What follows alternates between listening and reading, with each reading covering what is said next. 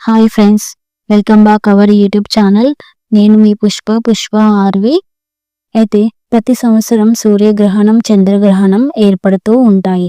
ఈ సంవత్సరం మనకు 2 సూర్యగ్రహణాలు, 2 చంద్రగ్రహణాలు ఏర్పడనున్నాయి. అయితే ఈ 2026 సంవత్సరంలో మనకు మొదటి సూర్యగ్రహణం 2026 ఫిబ్రవరి 17న అంటే మంగళవారం రోజున ఏర్పడనుంది. ముందుగా సూర్యగ్రహణం అంటే ఏంటో తెలుసుకుందాం.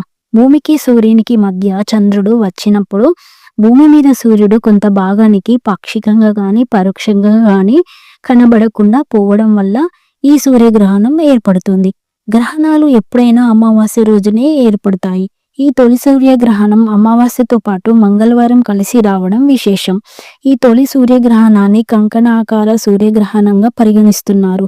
ఈ కంకణార సూర్యగ్రహణం ఆకాశంలో సూర్యుడి చుట్టూ ఇది మండుతున్న వలయంలో కనిపిస్తుంది. అలాగే ఈ కంకణాకార సూర్యగ్రహణాన్ని రింగ్ ఆఫ్ ఫైర్ అని కూడా అంటారు అని నిపుణులు చెబుతున్నారు. ఈ కంకణాకార సూర్యగ్రహణం చంద్రుడు భూమి నుండి అత్యంత దూరంలో ఉండటం వల్ల చంద్రుడు సూర్యుడి కంటే చాలా చిన్నగా కనిపిస్తాడు. దీని కిరణాలు పూర్తిగా నిరోధించడు. ప్రకాశవంతమైన మండుతున్న అంటే ఒక డిస్క్ చుట్టూ పరోక్షంగా బాహ్య వలయాన్ని సృష్టిస్తాడు.